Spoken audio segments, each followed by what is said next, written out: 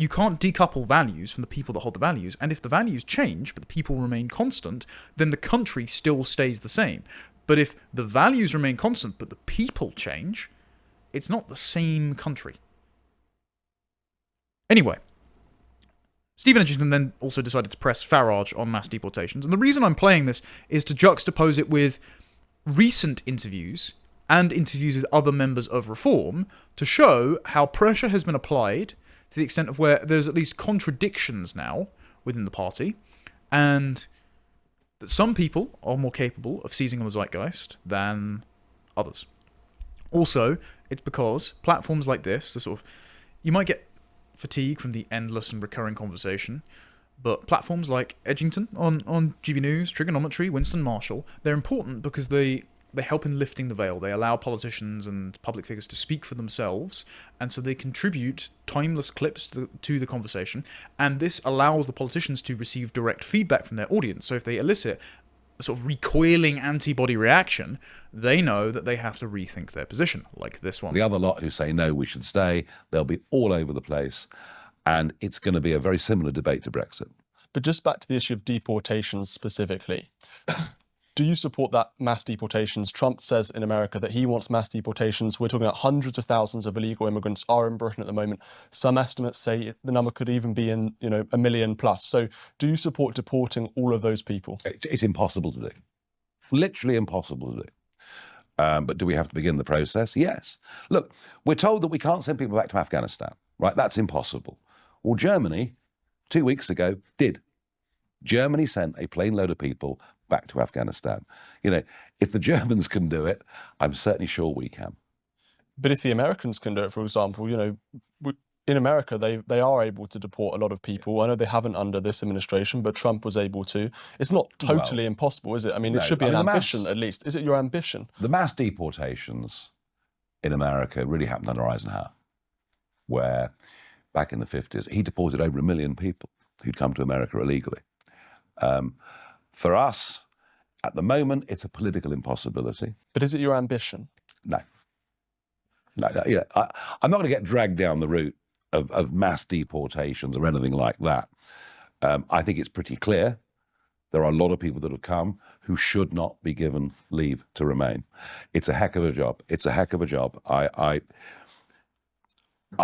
just think with the backlogs, with all the problems we've got, we've got to go down the Tony Abbott route. We've got, the Australian Prime Minister who stopped this. We've absolutely got to be clear. We won't accept this. We're not going to put people in hotels. We have to start somewhere. But these people who have come here, some of whom we don't know anything about, one case, terrible case recently, we saw Thomas Roberts, a 21-year-old, young British chap, being stabbed to death by someone who smuggled himself into the country in 2018. These people need to go, don't they? And by saying that you don't support, mass deportations... If I say I support mass deportations, that's all anybody will talk about for the next 20 years. So it's pointless even going there. So in that, Farage basically admits that his policy positions are governed by public perception. The problem is the audience he's listening to are a hostile media class who has it in for reform and never wants them to win in the first place. I'm thinking of the likes of Beth Rigby, right, who he has dismissed in multiple interviews in pretty decent fashion. And so, if politicians are amenable to listening to a constituency, all you have to do is raise the costs of not addressing the concerns of that constituency to a sufficient level to match the chattering of the hostile media class, so that you can lean into one group and win power and do the right thing, than listen to the other group and not win power, do the wrong thing, but think that you're addressing the majority instead. And so this is why we've got a timeline here. This is why a few weeks later I was invited to the Reform Conference in my very independent capacity, because I've been vocal about supporting reform and I've been reporting on various issues, and I was asked by an audience member, what is the one thing reform can do to win the next election? What's the one policy they can support? And I just said mass deportations. 2 words, simple, clap. I did have to ask whether or not my mic was on, because I wasn't sure whether the switchboard had been done, but thank you to Cass, who ensured it was on for the clip. And so this helped contribute to the discourse of Nigel's perceived softening, which then led to Winston Marshall asking Nigel Farage about his position on mass deportations. And again, if you haven't seen this clip, it's well worthwhile. I'll play a couple of minutes of it. Because Winston highlights the contradictions in Farage's thinking. We've got people, your core supporters, me included, calling for mass deportations of particularly illegal migrants and foreign criminals, the 1.2 million minimum illegal migrants that Pew Research said are here, and also the 13,000 foreign criminals in our prisons, and all of the other illegal boat migrants that have since come over. There's 130-odd to 50-odd thousand since 2018 have been recorded. And Winston presses him on it and opens up avenues for other people to press Farage further, because Winston says, okay, if you're not going to mass deport them, are you going to do amnesty? And Farage says no. And so Winston goes, right, so you're not going to do amnesty, and you're not going to deport them. What, you're just going to leave them here to just sort of mill about as an illegal class? It's not actually, well, maybe I should pace it a different way. I've heard you say that we can't deport from Britain because there's no political will. When I hear J.D. Vance, he says it's not political will, it's practicality. For them, how on earth could they possibly deport 21 to 25 million people? Well, I get that. I get that point. Of course, there's practicality with everything in politics and in life. But what would I do with those crossing the English Channel today? They're gone. Deport immediately. Yeah. Can you deport everybody that's come in the last 25 years illegally? Well, yeah. Then you've reached the ground of practicality, obviously. So then my question would be, there are, according to at least one report, 1.2 million illegal people in Britain, illegal migrants. Would you give them amnesty? No. So what would you do? Never, ever give amnesties. I was astonished when Boris Johnson was Mayor of London that he was even considering this option. Give them amnesties, let them all work. Well, what do we know? We know that the rapidly rising population makes us poorer. Poorer! 6 of the last 8 quarters, GDP per capita has gone down, which coincides with record levels of legal, let alone illegal, immigration into Britain. You never give amnesties. You absolutely can't do that. All you do is encourage many, many more to come. Do we need to deport people who come here illegally? Yes. How far do we go back? These are all questions that need a huge level of thought. It's not easy. It's not easy. What is easy is they will continue to cross the channel. They will continue to come in the back of lorries or cars or caravans or whatever it is until we deport anyone that comes via that route. So what of this 1.2 million say? Is the idea that they're not given amnesty and they decide eventually to leave on their own volition? You cannot give them amnesty. You cannot give them amnesty. To do that is an insult to those who want to come legally and pay their money and get passports and swear oaths. So we don't do anything about them? We just let them I be? didn't suggest that for a moment. So you cannot give them an amnesty, and yes, we must be deporting people who come illegally, especially those who committed crimes or who refuse, point blank refuse, to integrate in our communities. Not an easy job. Long-term job. Will take a long time. How do we know whether they're point blank refusing to integrate? What would that look like? Well, if you've been here 10 years and can't speak a word of English, you might not have tried very hard. So if someone's It's an example. It's an example. But that's quite a drastic policy. If someone's been here 10 years and they can't speak English, off you go. Well, if you've been here 10 years and can't speak a word of English, it would suggest you've not tried to integrate. Okay.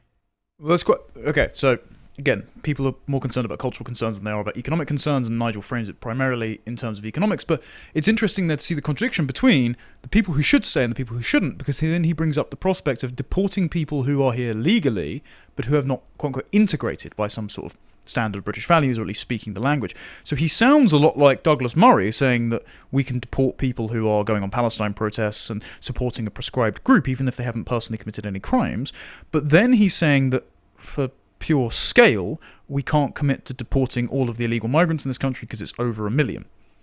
And so what this actually reveals maybe isn't necessarily a weakness on Farage's part, but it's the fact that Reform haven't got a set line and a cohesive policy on this, and so this is causing friction between Reform's base and its voters, their prior statements, because Farage on election day, July the 4th, tweeted out, Reform will leave the ECHR and deport all illegal immigrants in Britain. So it's not that it wasn't in their contract to the people, it's that Farage himself had said we were going to deport all illegal migrants and then immediately walked that back in the editing interview, hence people being confused. But now he's taking an even harder line and saying we will deport legal citizens who haven't integrated by our standards of integration. Okay, so the other issue that's raised by this, and I'll wrap up soon, so I'm not taking up too much of your time. The other issue that's raised by Winston was the issue of Islam and its place in the party, and this is why interviews like this are very useful. So I'll let Farage make a bizarre statement on Islam. Won't stop it. one of the things I've seen, one of the big divisions I've seen in Britain is really, it's kind of come up on the issue of Islam. And you've clearly stated beforehand that you think the majority of British Muslims see the extremist Islamists and are as concerned as the rest of No, they're more Britain. concerned than us. They're more concerned. Of course, because it's more likely to affect their lives. Okay, so I need I mean, if you're a Muslim family and the news is all about radical Islamists committing heinous acts, you're going to think, wow, my neighbours may well be prejudiced against me because I'm Muslim. Yeah. So I think they're even more concerned than we are. Okay, so although I see that there are plenty of noble British Muslims, Zia Youssef being a great example of one. Yeah. I've had on the show Ed Hussein, who I think is another, and I could name others. There's certainly some great British Muslims that give me great hope. Geopolitically, if you look at the behavior of the Emirates and everyone involved in the Abraham Accords, I'm given great hope by Muslim majority countries. But I'm not totally convinced by the idea that the majority of British Muslims feel this way. And I'm particularly struck by the Henry Jackson, if I may, the Henry Jackson polling from earlier this year that said that 3/4 of British Muslims didn't believe Hamas had committed murder or rape on October 7th. More than half of them think that Jews have too much power, or rather, almost half of them think Jews have too much power in Britain. British Muslims have a more likely to have a positive than a negative view of Hamas.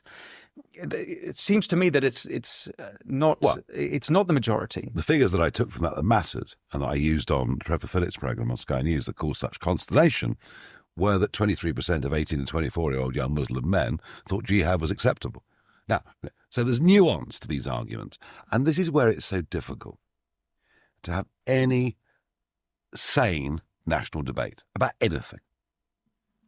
The nuanced argument is that there is a growing number of young Muslim males who loathe who we are. Loathe. But the vast majority live peacefully, even if their sympathies may lie in a slightly different direction. And we all have sympathies in terms of our own tribe, our own family, when at times it may not be rational. Am I concerned about the Hamas stuff? Of course I am. But the nub of it is, we have a Muslim population in Britain growing by about 75% every 10 years. Right? That's just where we are. Mm-hmm. If we politically alienate the whole of Islam, we will lose.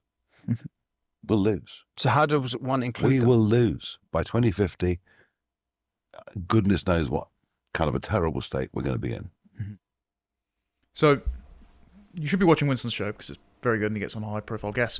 But he not only opens up space with contradictions by pressing on previous statements to show why reform is lacking in its policy department and to try and press for consistency among its spokespeople and its leader, but he also presses on new avenues which generate clips like this, which again lift the veil and reveal the thinking and the trajectory of travel for reform as an insurgent political party. And these clips then generate public conversation, which then allows people who are pressing for policy and advocacy, the type that the original formulator of the Overton window said, this then lets them speak to influential figures, even Reform Party MPs, about what their leader has said, ask, do you agree, and then to encourage them to internally advocate for a change of strategy. And this was very evident in the subsequent conversation that Winston had with Reform MP Rupert Lowe, who is absolutely the strongest politician in Britain right about now.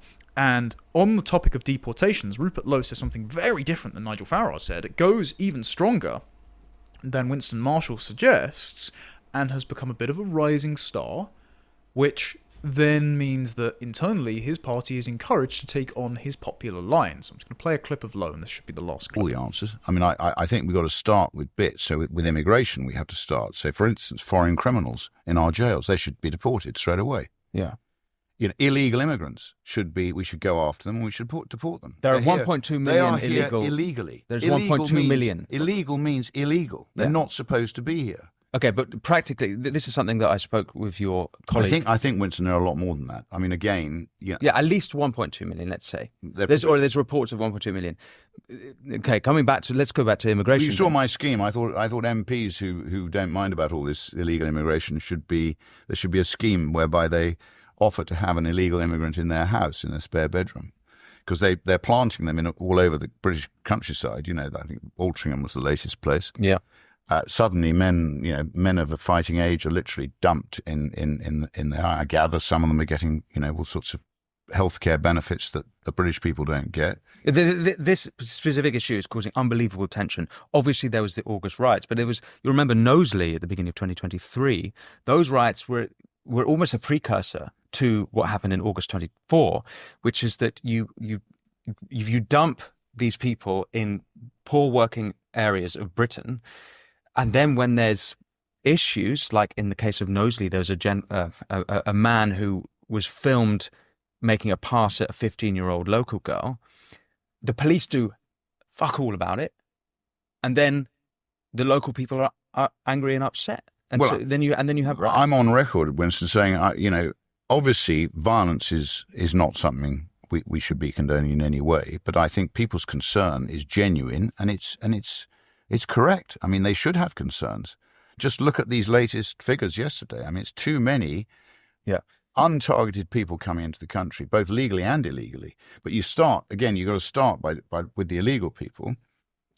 And you need to, I think, have a much tougher view. We need a charter. Again, I think probably I need to work on a charter of, where we need to deal with illegal immigration first. Dealing with legal immigration is much more difficult, but the first thing we should do is we should have basically a moratorium for 2 years while we deal with all this illegal immigration, and then we start to deal with legal migration. And as you know, parts of Europe that have experimented with almost unlimited immigration, you could take Sweden and you take Germany, they're beginning to regret what they did. So we should be learning. Are paying. We should be learning from that. For people to be deported. We should not be just opening our borders, and we shouldn't be treating our own taxpayers who are funding this country badly and basically.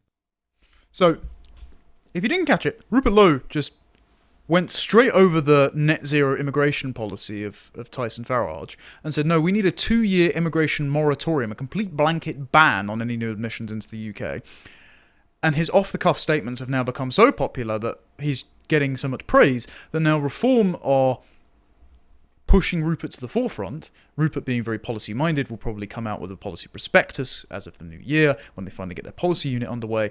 And so he has not only said a complete moratorium on legal immigration, but a mass deportation strategy, even though he thinks it's way higher than 1.2 million illegals in the country, correcting Winston Marshall on that, and then learning from policy experiments in the US with Donald Trump, but also Sweden and Germany with remigration.